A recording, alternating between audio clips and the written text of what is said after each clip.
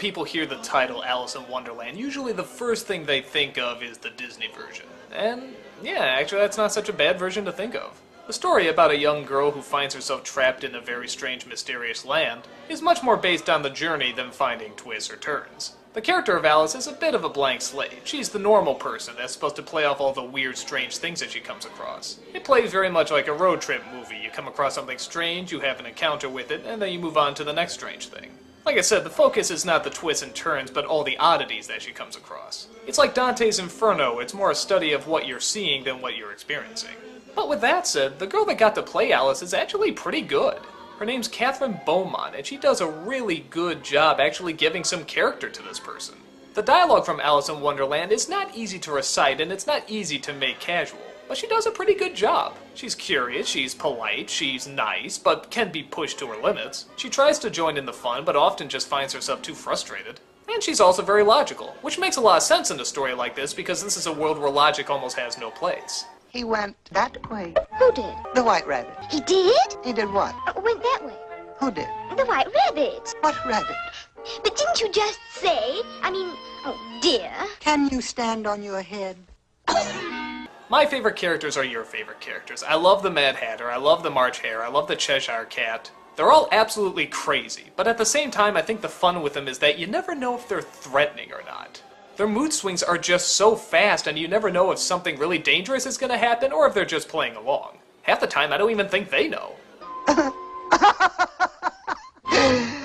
You may have noticed that I'm not all there myself.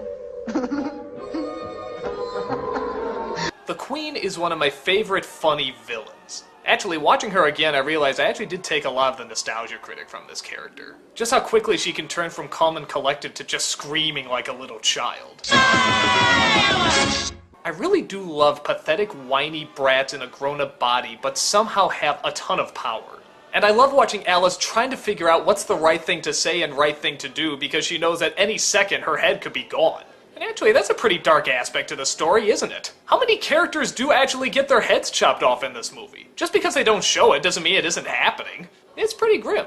Wonderland itself is very different from other interpretations. It doesn't have a bright, colorful background, it's very black. Most of the backgrounds are black. But that's always great because when color does come in, it's always bright, it's always clashing, and it always pops. Some people have problems that they cut out too much from the original books, and, well, it's a Disney film, and an animated one at that. You sort of have to get whatever you're given. I will say, with all the forced Disney sequels out there, how come this never got one? There is literally a sequel book to Alice in Wonderland. Why didn't they just change things around a bit and start putting in some of the other characters? Like the knight, the turtle, the griffin. There's a ton of areas you could go with this. But oh well. What I do like about Alice in Wonderland is that it does make the transition into movie form. That's the trap I think a lot of other movie versions fall into, is that they try to follow the book a little too closely. Ironically, with the Tim Burton one, I don't think they followed it enough, but I've complained about that enough before. Alice in Wonderland is creative, it looks great, it's a wonderful journey movie, and the majority of it works because the main character is just so likable. I have very few complaints about it, except honestly, I would have liked to have seen more. But I guess that's a good complaint to have.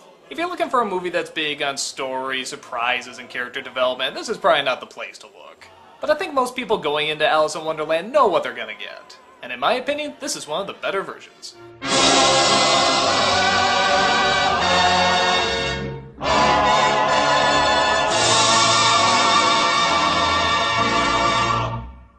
I always said that Peter Pan was sort of like every little boy's fantasy. I mean, think about it. You got pirates, you got flying, you got Indians, you got faraway lands, you got mermaids. If somehow they worked in cowboys and spacemen, this movie would be set. And for what the story is, Disney does it pretty well. They of course put some changes here and there, but they still get the characteristics of these people down really great. Pan himself is very cocky and sure of himself, and I have to admit he is a little bit a product of the times. Something about that voice and the way he looks, you can definitely tell it was done in the 50s. Of course! That's why I like him.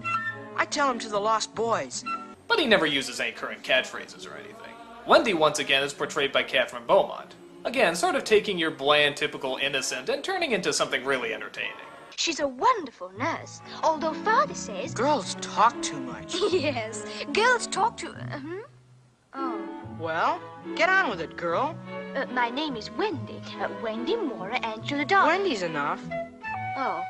I'm kind of surprised they didn't use her in more films after this. You got John the geek and Michael the cute innocent, and they all go off on an adventure to Never Never Land, where they never have to grow up. The Lost Boys are typical delinquents, and the pirates are typical pirates, but what I really love about this movie is Captain Hook. Again, this is sort of the Captain Hook most people think of when they think of Peter Pan. Threatening, but he's also really, really funny. Smee as well is sort of the definitive Smee.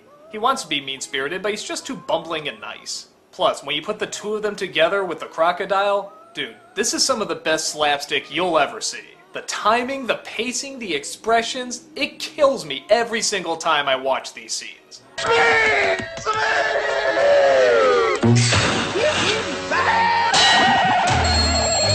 The romance between Wendy and Peter is just perfect. It's not overdone, they never actually share a kiss on screen. It's very much done like how real little kids fall in love. The girl often wants it more, and the boy doesn't know what the hell to think of it.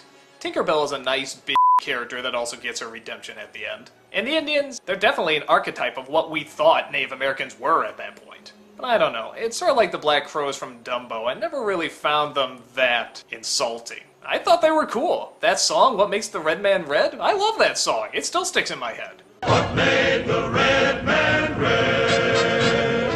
What made the red man red? Peter Pan seems to get the childlike adventure down pretty well. For little kids, it's pretty gender neutral. The girls can get into the romance and the mermaids and the flying and such, while the boys can get into the sword fighting, the pirates, and all that good stuff. The energy is great, the imagination is great, it's just a good old-fashioned fun kids movie.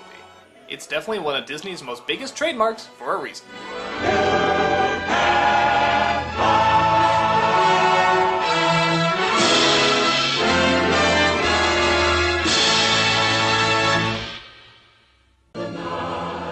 Lady and the Tramp was one of the first movies I ever saw in theaters, so naturally I loved it when I was a little kid.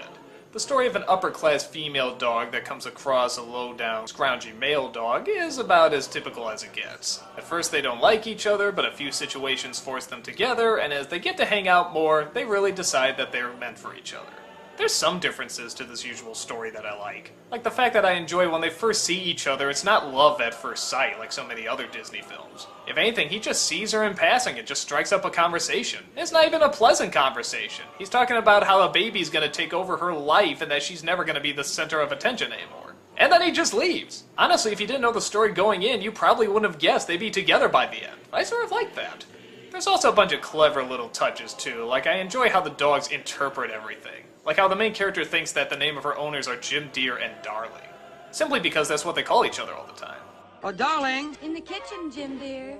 As Disney films go, it's cute. Nothing that spectacular. It keeps your interest, you want to know what's going to happen, but there's no real big surprises or any phenomenal bits of animation or, well, just anything that really stands out that much.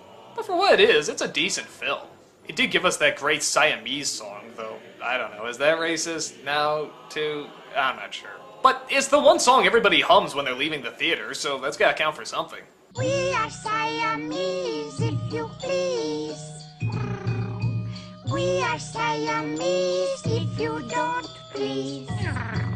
It is nice that they don't go for a straight-up villain in the movie or any of those forced story cliches. Well, except maybe one or two.